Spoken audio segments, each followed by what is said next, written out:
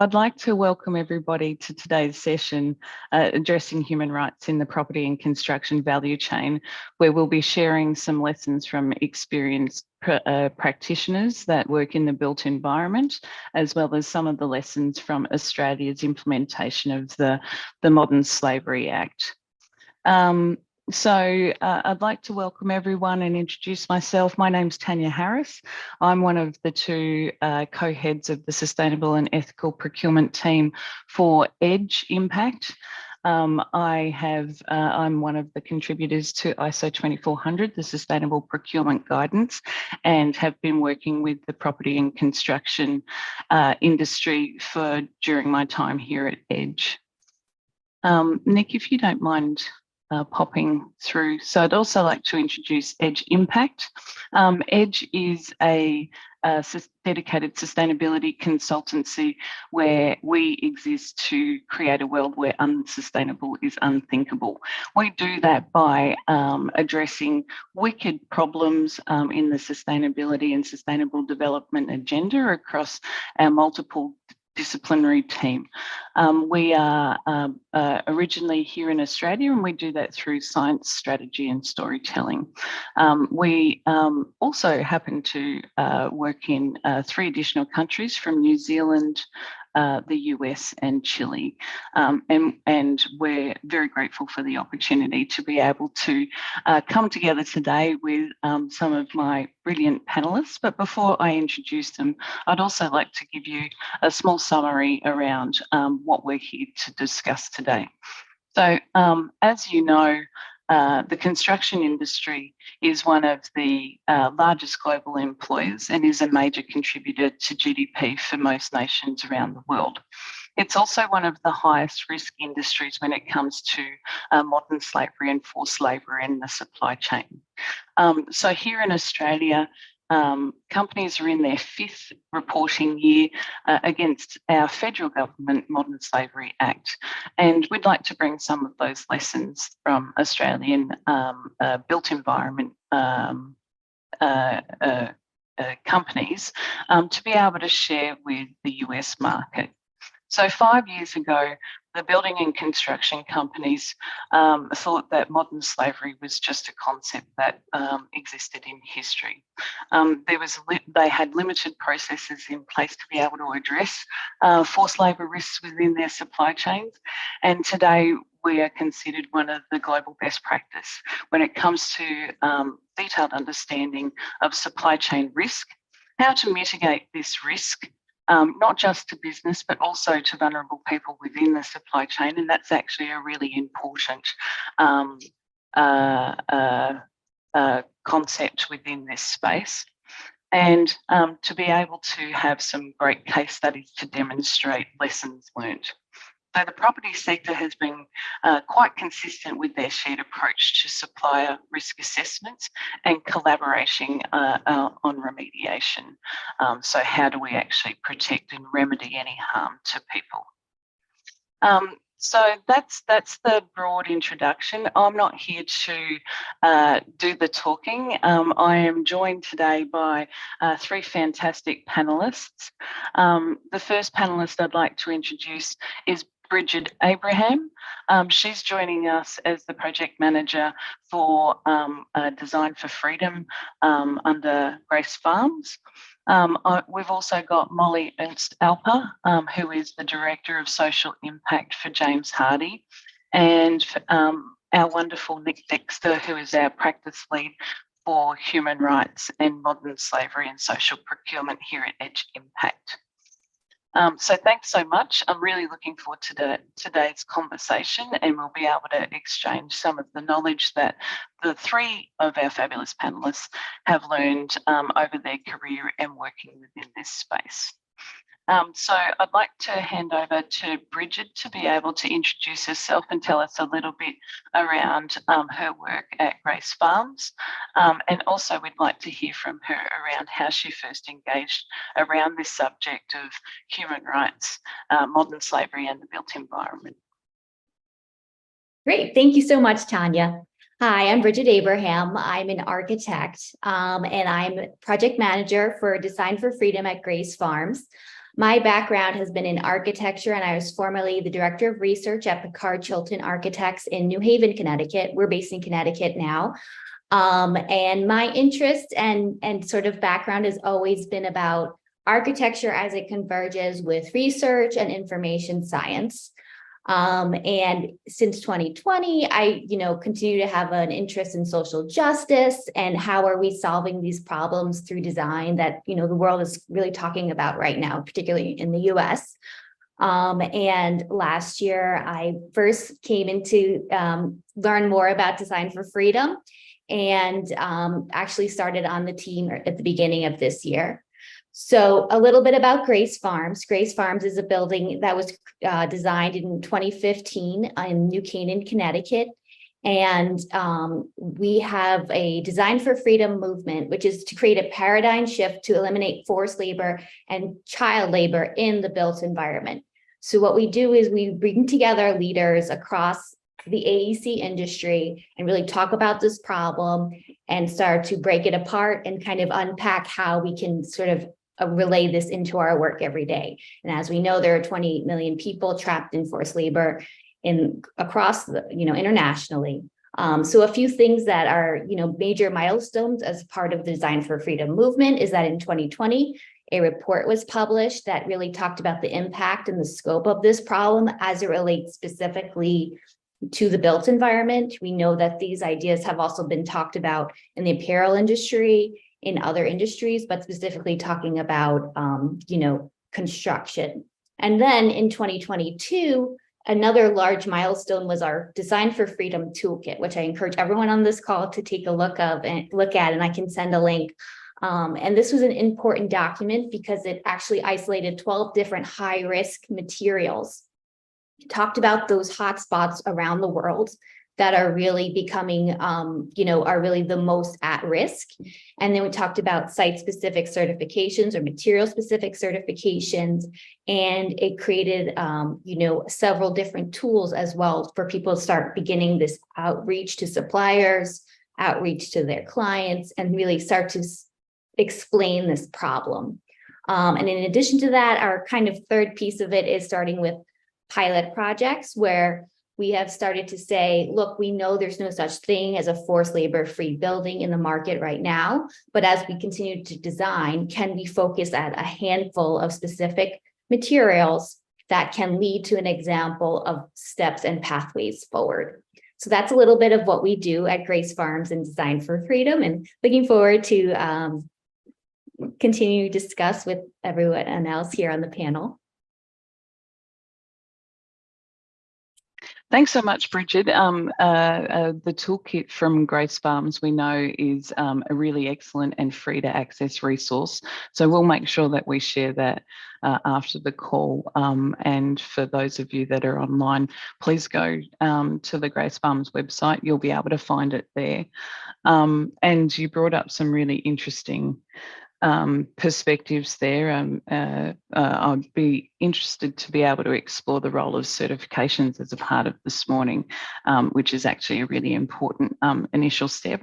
But before we jump into that, I'd like to also now introduce lovely Molly. Molly, as I initially said, is the Director of Social Impact at James Hardie. And if you don't mind sharing a little bit about your journey to social impact and protection of vulnerable people. Sure, thank you. I'm glad to be here. And yes, Molly Ernst-Alper. I'm the Global Director of Social Impact at James Hardie. I'm relatively new in this role and in this built environment space, though not new to human rights and social impact. Started my career in the apparel industry, moved to the consumer goods industry, and now I'm here. And so I'm very excited to kind of take my experience from those other industries and see how we can apply it to this space and to James Hardie, to our business across the world. My role at James Hardie is as new as I am at James Hardie, I will say. So it's a new sustainability and ESG team.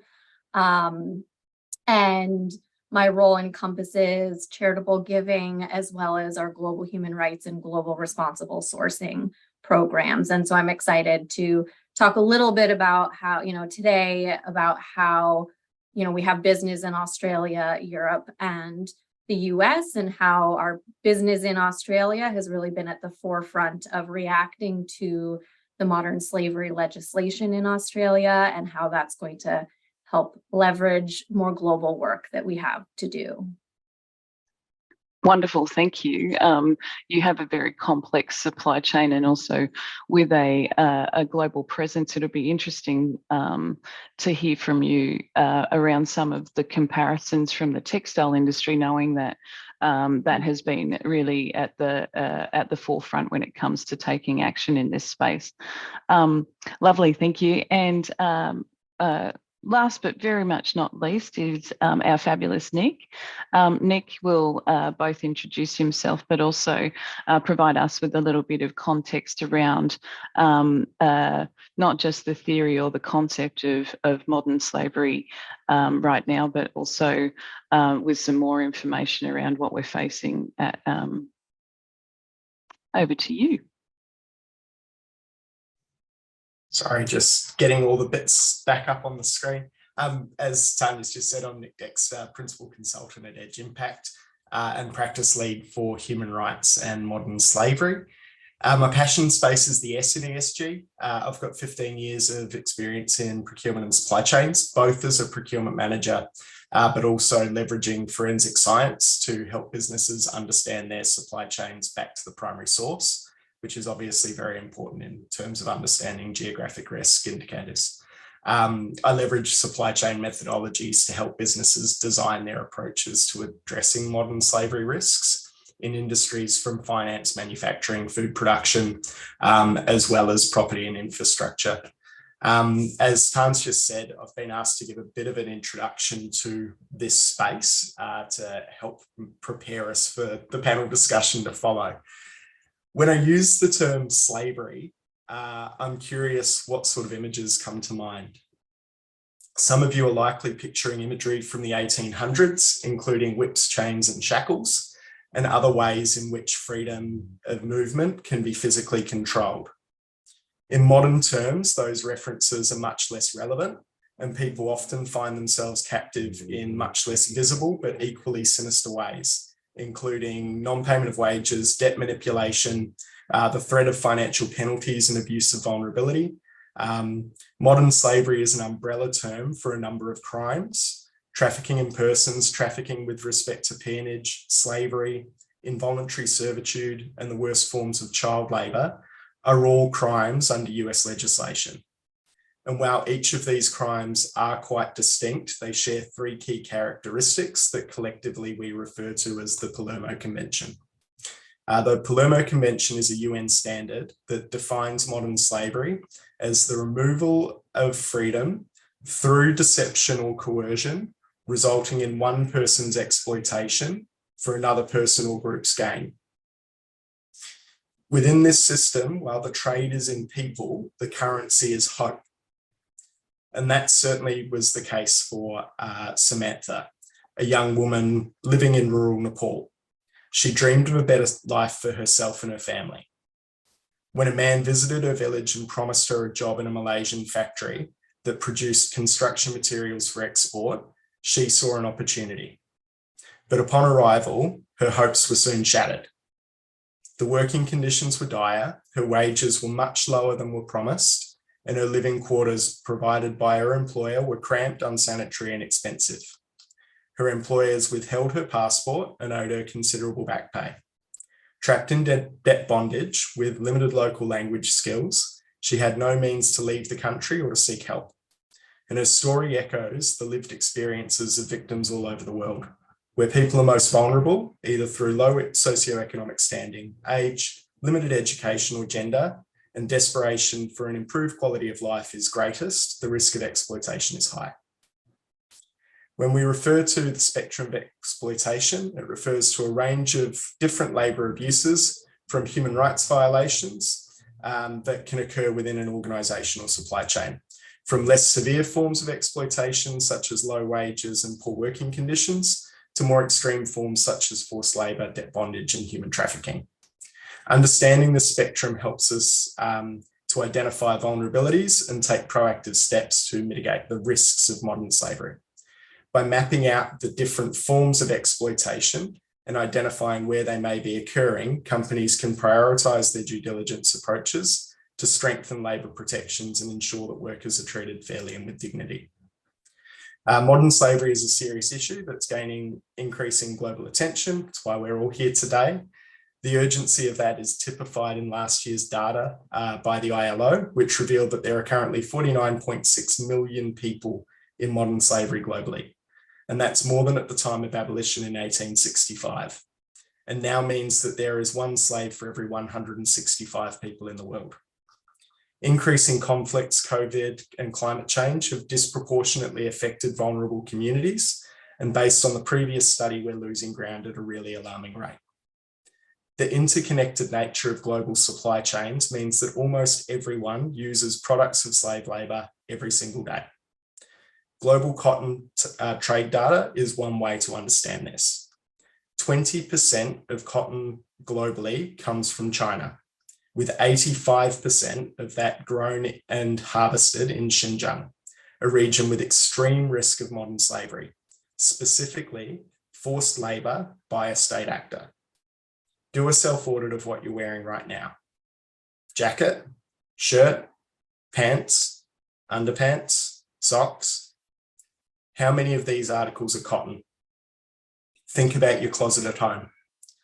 1 in 5 of those items is likely the cotton picked by workers forced to do so, living in prison-like conditions, and their efforts are unpaid. To be clear, I'm not saying that 1 in 5 cotton articles you own are the product of forced labour. My figures don't include cotton sourced from other high-risk geographies like Myanmar, Turkmenistan, or Syria, and they don't include forced labour at any other part of the supply chain, including the many gins, mills, and sweatshops. Acknowledging the presence of modern slavery in supply chains is not a radical act. And as business leaders, we need to shift the conversation from admitting its existence and onto a conversation about how we may be perceived if we're seen to do nothing about it. The property and construction sector, as Tanya said, employs about 7% of the global workforce, yet it harbours about 16% of modern slavery victims. The extraction and processing of raw materials used in the industry, such as forestry, mining, and quarrying, is responsible for at least 22% of forced labour victims. But why does this happen? The industry's highly fragmented structure, involving numerous suppliers and subcontractors, makes it difficult to monitor and address exploitative practices. In addition to the production of construction inputs, it relies heavily on low-skilled, low-paid, and often migrant workers who are vulnerable to exploitation due to their lack of legal rights, language barriers, and limited access to information and support. The high demand for construction materials and services drives down prices, leading to cost-cutting measures that can result in exploitation. The industry's lack of transparency further exacerbates this problem, making it challenging to trace origins of materials and ensure ethical and sustainable production practices. The California Transparency in Supply Chains Act, passed in 2010, was the first law requiring companies to disclose their efforts to combat slavery in supply chains. Similar laws have been introduced globally, including the UK Modern Slavery Act and the Australian Modern Slavery Act. There is a shift globally towards mandatory due diligence, which means going beyond disclosure to prevent and address modern slavery risks. This shift reflects a growing trend of increasing transparency and decreasing levels of trust in the sourcing practices of global corporations. The Uyghur Forced Labour Prevention Act, passed in the US in 2020, is one example of this shift towards mandatory due diligence. While countries have similar laws, the UFLPA is unique in the application of a rebuttal presumption, and this is a really big deal. All other similar legislation around the world requires border authorities to prove guilt, but the UFLPA places the onus of proof on the buyer and the importer to show their product is not linked to forced labour, meaning the companies are having to look down their supply chains and see what's really going on.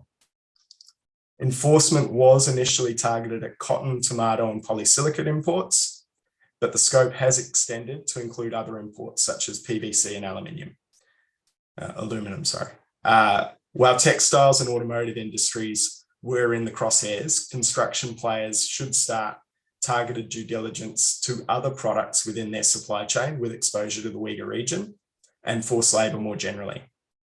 These legislative changes reflect the need for companies to take proactive measures against modern slavery risks in their operations and supply chains.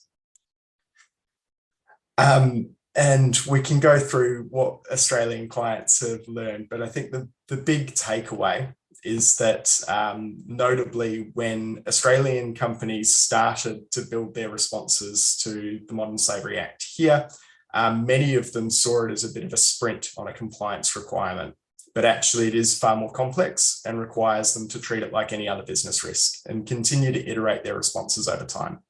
And I think that if they'd known that up front, they might have started their journey with a few of these steps. Firstly, defining their team, sitting down and mapping the governance responsibilities for anti-slavery approaches, clarifying the responsibilities of the main players like the board, project managers, supply chain managers, and working with them to understand the knowledge and tools that they need. Secondly, and a big theme today, I think, is going to be around prioritizing the data. You can't do everything, so what you do needs to matter. And equally, what you don't do needs to be defensible. Taking a data-driven approach, addressing your most salient risks first and refining strategies over time, including your procurement and supply chain teams in this assessment to make use of your knowledge, their knowledge and networks is really important. Seeking synergies, I think that many would reflect that it would have been better to be kind to their head contractor and taking a supplier-centric view of the full landscape of what they want to achieve with their suppliers and genuinely asking yourself, how can I make this simpler? Having a deep understanding of your supply chain can help you manage all areas of your business, from cost control to sustainability. If you make it easy, you will also enjoy better quality outcomes. And finally, collaboration. The Property Council of Australia really does deserve a lot of credit for the work they've done on behalf of industry here. Through the sharing of resources and approaches, much like the toolkit that Brigid has introduced and we'll talk about further, they've not only reduced the burden on individual property companies in their creation, because the resources in use are consistent, they've reduced the learning curve for subcontractors and suppliers. This has minimised the effort that was required by companies to educate their supply base and allowed the sector to relatively quickly move beyond assessing risks and start acting on them. And the property industry really is a bit of a front runner in Australia because of those initiatives. And the last lesson I think that businesses have learned, they would have started earlier, they would have started smaller, like Brigid said, some targeted approaches, and they would have built momentum over time. I think that gets our heads around the problem. So I'll hand back to Tanya and she can lead our panel discussion. Yes, thanks so much, Nick. And I think, you know, one of the other key benefits when it came to the Property Council of Australia's collaborative approach was reducing on behalf of the suppliers the conflicting questions or the approach, which actually brings the supply chain together towards consistent goalposts. So I think that's such a lovely segue and to wanting to hear from Brigid, perhaps kicking off around how you know your thoughts around collaboration on developing standards throughout the US construction industry. But also, just before I do that, for those of you online, if you have any questions, please don't hesitate to use the chat function and send those through to the panelists. So Brigid, what are your thoughts around the US construction collaboration opportunities? Okay, sure. So as Design for Freedom, we are a nonprofit, just to underscore, and we are primarily a thought partner. So what we like to do is really find leaders of industry and bring them around the table. And what we start with is education. So we have had commitments from leaders from shop architects, big architects, the Overseas Bureau of Operations, AirUp, you know, big leaders in that sense. And, again, picking up, as I kind of mentioned previously, of how do we solve this problem? So is it a matter of thinking about things on model based, thinking about how you design your building and what is the embedded labor or the embedded suffering that goes into it? And how does that technology relate? Or, and so that's a little bit on the design side. In addition, we are also partnering a lot with our certification systems that are already in place here in the US. So we're not interested in creating our own certification system. We're just trying to work along with the USGBC, Living Futures. And so through this, we have currently a pilot credit with LEED, but we're working towards potentially having more of a prerequisite so that it's a standardized piece of every LEED building, which is extremely important in our sustainability. And then exactly the Green Building Council, I see that note there. The other part of it too is that the AIA, the American Institute of Architects, has a materials pledge right now that 200 firms have committed to, that they were going to look at their materials and the social justice behind them. And Design for Freedom is referenced often within that pledge of learn more on these places. And so those are just a few ways that we just we're interested in finding and growing continued partnerships. And in addition to that too, it's also figuring out this technology piece. So much like the example Nick gave with the Australian Property Council, trying to find other ways that people do certain things like isotope tracing to really find the root of all of these different materials, or other digital identifiers that are used. Molly probably has some sort of experience within the apparel industry to kind of really see down to where those materials are coming from in the world and how they translate here into the US. So that's a few ideas of how we just continue to partner and really grow this conversation beyond just simply asking, one person at a time, and really trying to hit things, and create relationships on that C-suite level or the director of sustainability level, so that those people know this is really a trickle-down effect. It affects your whole company. Yeah, lovely. Industry bodies and, large organisations, and perhaps Molly, if you'd like to contribute to, how James Hardie is being involved as one of those large companies. Yeah, I would say it's a space that we would like to have more involvement and kind of collaboration, right? And I think it's great to have different parts of the value chain asking the questions, right? We have investors asking us, what are we doing about this? We have customers asking us, what are we doing about this?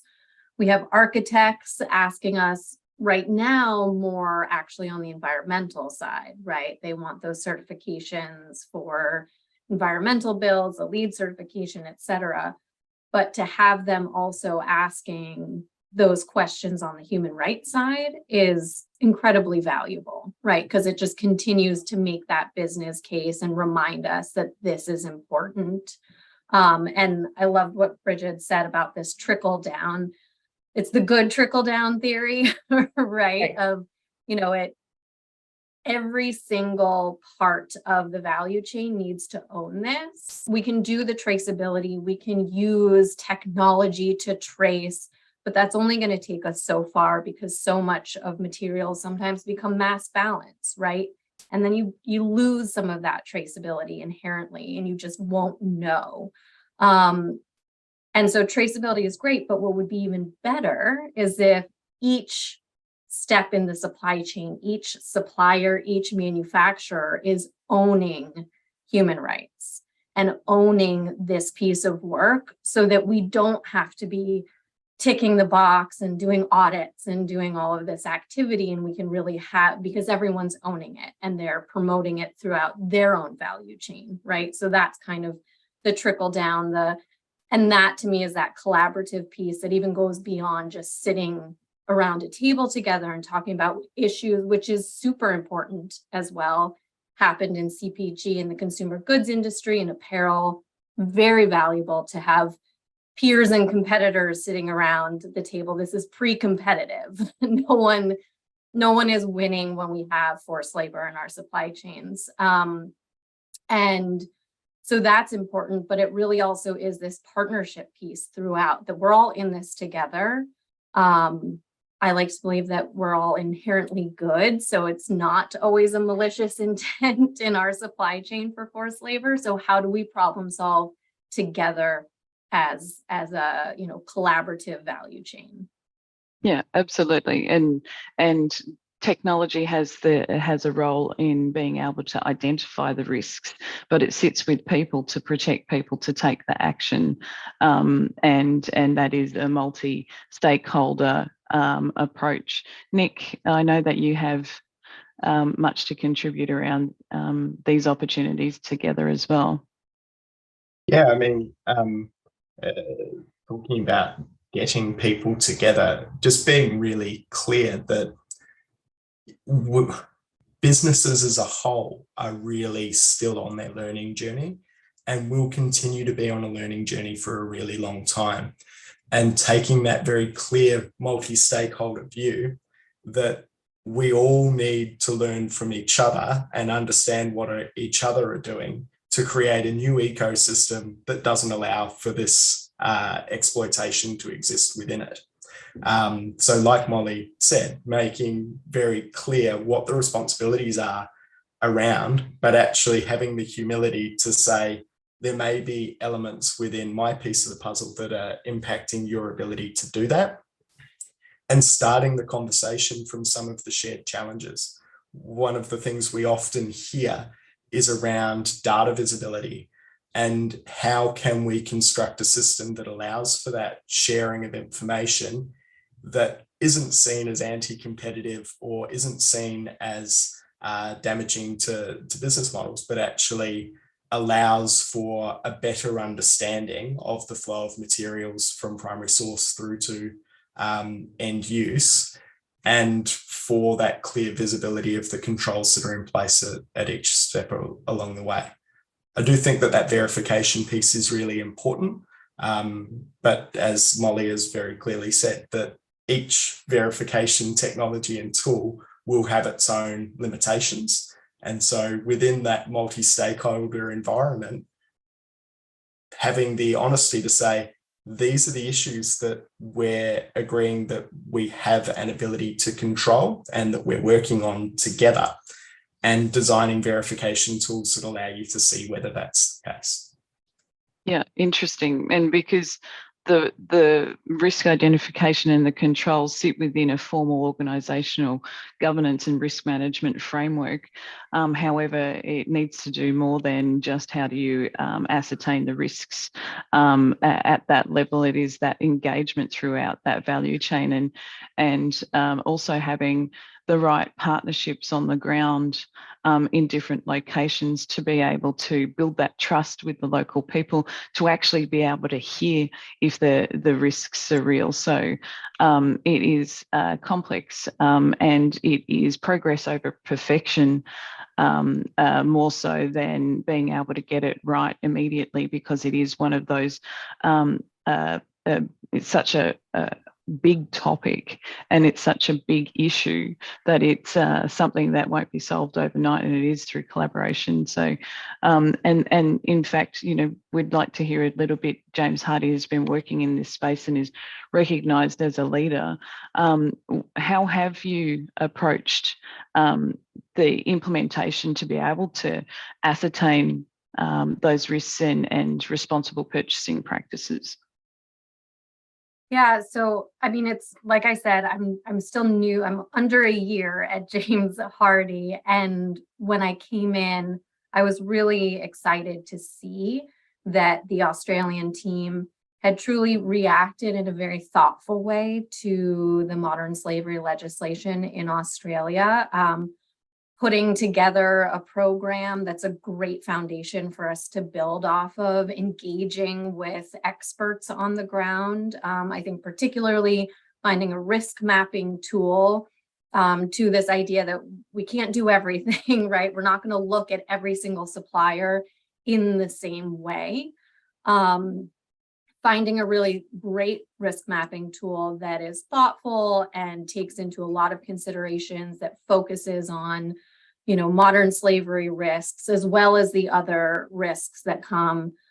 Developing a code of conduct, a supplier code of conduct, which is a really important just baseline, right? To have that understanding of what it means to do business with James Hardie, and that is a global code of conduct, one that we're updating right now. But just having that foundation, I was really impressed that, you know, without having the full internal expertise in the organization, just being able to come out with a program, being able to respond, being able to have some of those case studies about the supply chain that was supplying Australia. I think there's a lot to learn, right? It was very focused on the Australian supply chain, and which it should be, because it was reacting to the Australian legislation.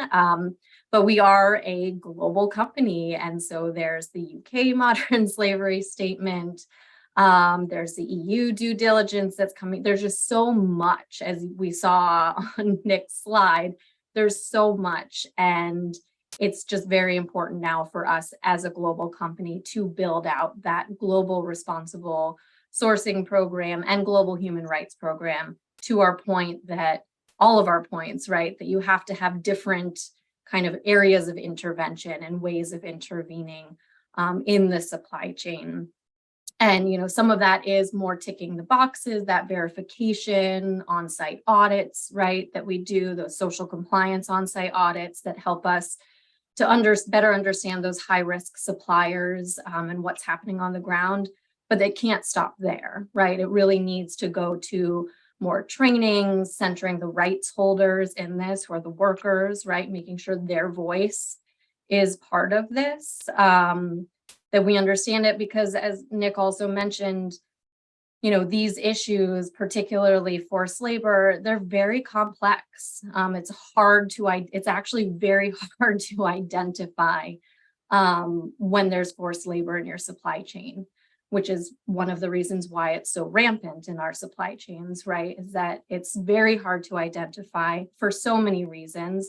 And sometimes it's, you know, as simple as it wasn't, you know, there are flags that say this is, you know, an indicator that there's forced labor, but it may not actually be. So even withholding passports, if you dig into it, it could actually be that the workers, the rights holders, said, we actually gave our passports because we didn't feel like they were safe where we were living, right? And so then how do you work with suppliers to make sure that those kinds of, and work with the workers and make sure they're okay with the remediation efforts, right? So, you know, it is much more complex than just, okay, we're gonna put something in place and we'll be able to, you know, just report out and work on it. And it really is about starting to get to the root cause, having those conversations throughout the value chain. And we know when we're seeing that Australia is going to start to kind of expect more from companies. So we need to do more. We have this wonderful foundation that the Australian team put in place, and only ways to get better at what we're doing. Yes. And, you know, it is complex. It can also be overwhelming if you're working within industry to try to understand, well, what practical action can I take? And so, you know, you talked about some really effective tools that you've already implemented, from the supplier code of conduct, because communicating really clearly around expectations of we'll go with compliance against international norms of human rights and freedom. But even beyond that, within an organisation, mapping your risks to your categories, having effective case studies and sharing knowledge, building capacity internally as well as externally, the role of audits, because as we all know, having a policy is fantastic, but that doesn't necessarily mean it actually transforms into action on the ground, training and awareness, whether that's within your own organisation and through your value chain and suppliers, understanding what the issue actually means, and then moving from that concept to actually having the voice of the worker and engaging with affected people. They were all really high impact action that organisations can take that's meaningful. Nick or Brigid, did you want to add anything to measures and practices that are practical and can contribute? One other thing I would say too, as we are really, obviously supply chains became a topic of conversation in recent years, and we're digging them from the AEC, the whole industry.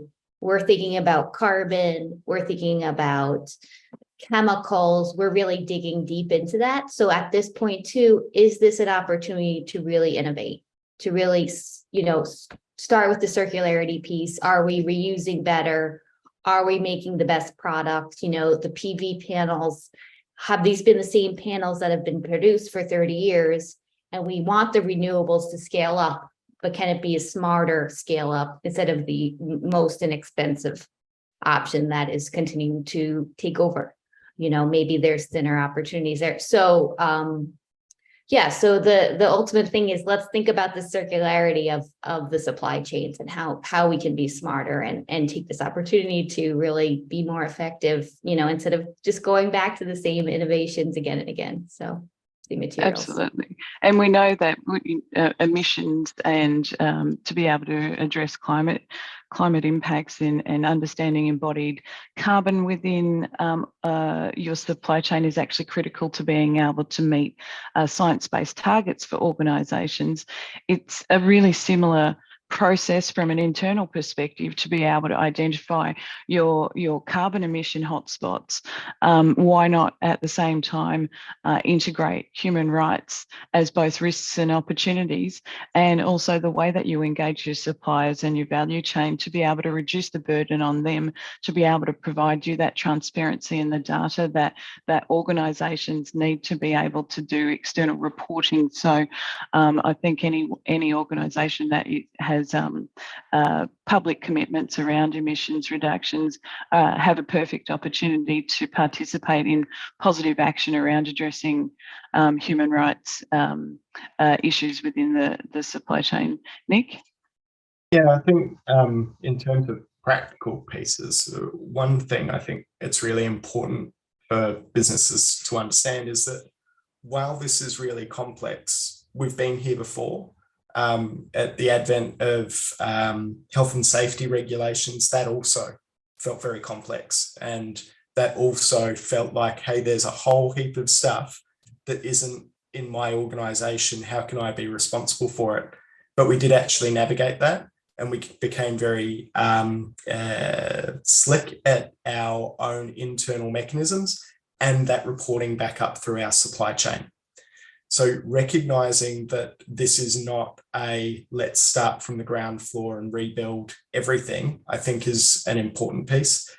And recognizing that frameworks do exist, that there are models that help businesses comply across these legislative areas, that while that legislative map looks very complex and overwhelming, many of them share the same things around what the problem is that's trying to be solved and what it looks like if we solve it. And so if we focus on the outcomes less so than the fact that there's a whole raft of different ways that that's being articulated, and seek those synergies through those legislative models, then I think that businesses can cut through some of the noise. And once they're clear on the problems to be solved, some of them, and not all of them, but some of them can be addressed at least in part by certifications. Certifications are not a silver bullet in this space by any means. But if the risk that you're trying to solve is primary sourcing in a particular region of the world because we're trying to solve for forced labour by a state actor, and you can define that geography very well, then all of a sudden you may have a certification that says and gives you confidence that the sourcing practices are not from that area. It doesn't solve all of your challenges, but it solves one. And taking that piecemeal approach to solve a challenge at a time helps to cut through the noise also. Yes, and being able to be consistent, establish goalposts to be able to work towards both internally and within your organisation, within your supply chain is really important. Just knowing that, so for, you know, a really relevant example for the built environment, we know that 80% of the world's solar panels are manufactured in the Xinjiang region. And something that from a sustainability or from a addressing renewable energy and adoption, that's actually a really high risk. So a trade-off, do we go for environmental outcomes at the expense of human rights? So and knowing that that's happening in a different country can actually mean that perhaps we feel like we're less empowered to be able to take action. But we know that human rights and modern slavery issues exist in our own backyard. Here in Australia, we have great examples of where that's occurring. And in fact, there has been a prosecution this year. You know, maybe looking to both you, Brigid and Molly, do you have recent examples of where this is actually occurring in the US, not outside of the US? I would say that was going to be a point that I wanted to make, as we've been talking a lot about supply chain elsewhere, right? We've been talking about Australia and China and other places, but I'm sure, you know, for those who are on here or listening in, that there's been a lot in the news recently in the US, exposés on, you know, the exploitation of migrant workers and children. In not just in agriculture, which has kind of been consistently where the US has always kind of seen those types of issues, but there's been just so much more now in the news about manufacturing plants, car manufacturing part plants. You know, a McDonald's was recently in the news. Like, it's not, you know, this is it's here. It's not just over there. It's very much here. You know, and there are certain parts of the US where it's higher risk, right? When I was in the apparel industry around Los Angeles, huge risk around, you know, the exploitation of labor, forced labor, doctoring books. And so, you know, it's just keeping in mind that this is not a problem that's over there, that, you know, we have to help solve for this problem because we are so good here in the States with our supply chain, but that it is here too. And we've consistently, I think, in all industries said, oh, well, the US is a low risk country because we have OSHA, we have, you know, the employment, we've got all these, you know, regulatory systems in place that are pretty strong, and we're quite litigious as a society. And so, you know, we feel like we have these systems in place to bring justice and to have, you know, accountability. But the reality is very, very different. I mean, even health and safety wise, there have been some factory fires and explosions in the US, right? That's all part of this. And so it is here. And so again, it is about taking that risk-based approach. And it's also about just transparency. Do you know your supply chain? Do we know who we're working with? And making that a priority. And, you know, it's not about auditing everyone just because everywhere is high risk. Again, it's taking a risk-based approach, but being nuanced in that risk, right? So whether it's taking into account, are there migrant workers in this location, right? Which doesn't necessarily mean that there's forced labor, but it just means that it increases the risk of exploitation, right? So just, and again, there are companies out there, there are risk mapping tools out there, there are experts out there to help in this process. So to Nick's point, no one has to start, like we're not starting fresh. The apparel industry really took a big hit in the 90s for us. The consumer goods, I think it's also about looking to the leaders in other industries, reading their reports. They're doing a lot more out there right now too, and sharing a lot. So it's also just about collecting that information and then fitting it, for your organization. Yeah. Nick, did you want to add anything to that? Lots of pieces came up as it went, but I guess to that last piece around on that legislative map, there were two different colors. One is light green, one is dark green. The light green are all, I think it was light green, are all transparency-based legislation, which means that those companies operating in those countries are required to disclose the nature of the risks in their supply chain and their efforts to mitigate those risks. So you've got this wonderful library in publicly available spaces to have a look at what are the approaches being taken by Australian property and construction companies. They're all available on the Australian Border Force website. In the UK, modern slavery statements will need to be put on the company's website. An easy Google search can see what those approaches are. And to the earlier point about it is happening here, just being mindful again that because risk factors occur does not mean that people are being exploited.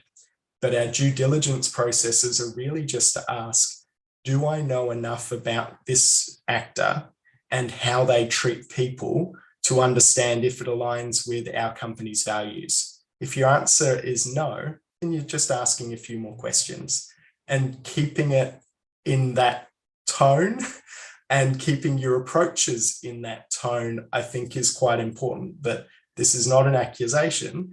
This is me understanding, are our values aligned and are our approaches to our treatment of workers and people aligned?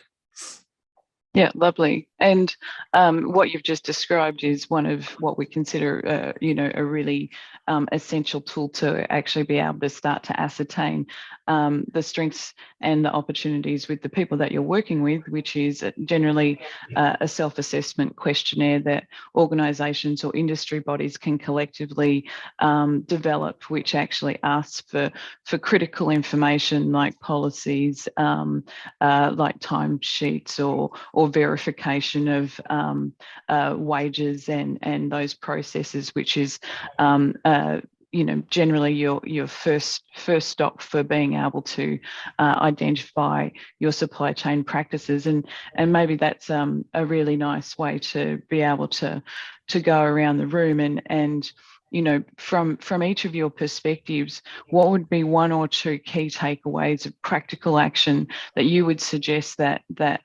anybody that's joining us today could be able to start tomorrow or even today to be able to understand risks and protection of vulnerable people? Maybe I'll start with you, Brigid. Sure. So I think it's just knowing the one key conversation, which is, are your materials responsibly and ethically sourced? And just getting comfortable with that one question, and that scales. And then in addition to that, we have one major takeaway, which is our toolkit. So if you have the opportunity to just browse through it or, look at it and when other conversations come up, relay back to it and kind of see, oh, wow, these things really come together in different ways and connect the dots continually. So it's about awareness, it's about education, and just continuing to ask the question is really what it is. Yeah, great. And your toolkit has already identified 12, like you were saying, 12 key materials. So knowing to start from there and get that transparency gives you a focal point to be able to start to take action. Thank you. What about from you, Molly? I would say starting with the basics. So things, those simple things that do feel often like ticking the boxes, those policies, those procedures, it goes kind of to that internal conversation. And also start with your own operations, right? If you're a manufacturer, even if you just have an office, right? And that's, that's your head count, but start internally, because it's not going to be as meaningful when you engage with suppliers if you don't have the internal culture and awareness. So get your house in order, understand that risks actually sit within your operations. We know that security services and cleaning services from a facilities perspective are high risk. Looking at your migrant labour or transitionary workforces are also key opportunities. Yep, excellent, thank you. And Nick? Pick one product or area of your operations that you would like to know more about, and bring the stakeholders required internally into a room and ask, how much do we know about this supply chain? It could be in your distributed support services like cleaning and security, but the individual topic, I think, is up for conversation. Make it a high risk, but bring the right people together and ask what questions that you as a collective have about that supply chain and where risk lies within that supply chain. By starting to tease those out, you're starting to build the foundations of what would become a self-assessment questionnaire. And when you look at a different part of your operations, many of those questions may remain the same. Some of them will need to be tailored. But by starting from there, you'll get an understanding of the ecosystem that you need around you to come in. So then extending that through to your collaboration efforts of who else do we need in this conversation to provide those data points. And from there, you've got the foundations of your first year roadmap of, we want to understand these pieces across our supply chain. We're probably in a position that we need to get targeted about what parts of our supply chain we're going to look at. And I don't want to be distracted. So let's take a data evidenced approach. And we're recognizing we can't do this alone. So let's start our collaboration efforts as well. Oh, well, that's such a fabulous summary. I don't feel like I can, you've built upon what Brigid and Molly said, so I don't feel like I can really summarise that any more effectively. So thanks for closing out today's session, Nick. That was fabulous, and really appreciate your insights and your time today, Brigid and Molly. So thank you all very much for joining us, and looking forward to seeing positive impact when it comes to rights of workers, particularly in the built environment. So thank you, everyone, and have a fabulous rest of your day.